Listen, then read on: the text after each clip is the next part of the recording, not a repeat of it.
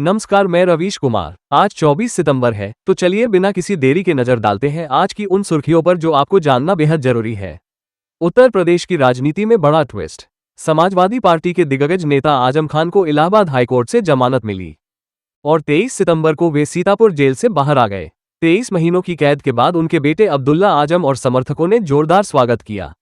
Rampur seat से सांसद रह चुके आजम पर भड़काऊ भाषण और जमीन हड़पने के आरोप थे। रिहाई पर सपा कार्यकर्ताओं ने मिठाइयां बांटी। लेकिन भाजपा ने इसे कानूनी चाल बताया। क्या यह सपा की कमर सीधी करेगा?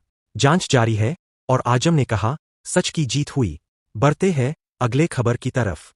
23 सितंबर को भारत में आंशिक सूर्य ग्रहण लगा, जो सुबह 9 बजे से दोपहर 12 बजे तक दिखा।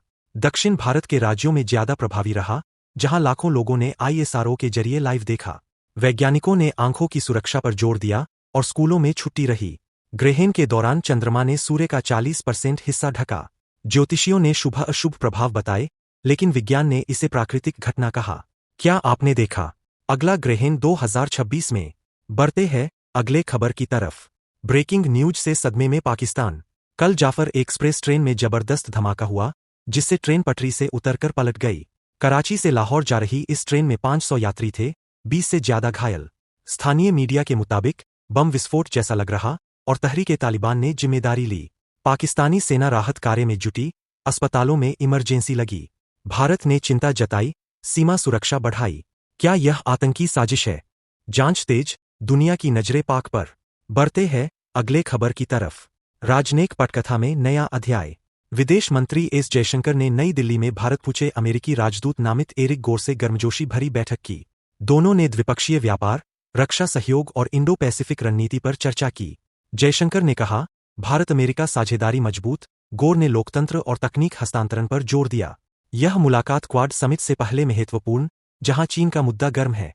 क्या इससे रिश्ते और गहरे होंगे? डिप्लोमेसी की जीत। बढ़ते हैं अगले खबर की तरफ। अमेरिकी राजनीति का तूफान।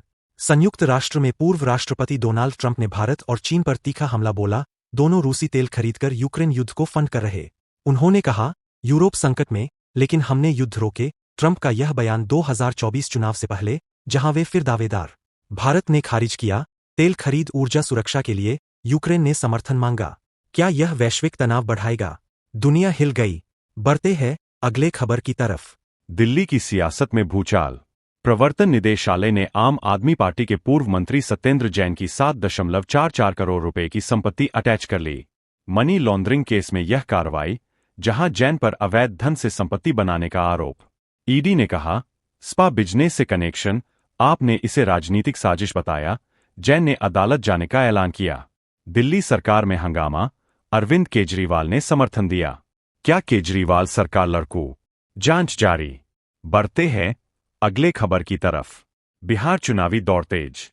आज पटना में कांग्रेस वर्किंग कमेटी CWC की बैठक हो रही, जहां राहुल गांधी, सोनिया गांधी और मल्लिकार्जुन खड़गे पहुंचे। विधानसभा चुनाव 2025 से पहले रणनीति बनाने का मकसद। पप्पू यादव ने दावा किया, कांग्रेस बिहार की ओर देख रही, गठबंधन संभव, RJD से बातचीत की चर्चा, महागठबंधन मजबूत करने पर फोकस। नीतीश कुमार सरकार पर हमले का प्लान। क्या यह विपक्ष की एकजुटता लाएगा? पटना से लाइव अपडेट्स। बढ़ते हैं अगले खबर की तरफ। परमाणु सहयोग में नया कदम। आज नई दिल्ली में भारत फ्रांस विशेष कार्यबल की दूसरी बैठक हुई, जहां असैन्य परमाणु ऊर्जा के शांतिपूर्ण उपयोग पर सहमति बनी। दोनों देशों ने तकनीकी हस्तांतरण और संयुक्त प्रोजेक्ट्स पर चर्चा की। भारत के ऊर्जा मंत्री ने कहा, यह स्वच्छ ऊर्जा के लिए मील का पत्थर। फ्रांस ने जापर 6 रिएक्टर प्रोजेक्ट का समर्थन किया। जलवायु परिवर्तन के दौर में यह साझेदारी महत्वपूर्ण।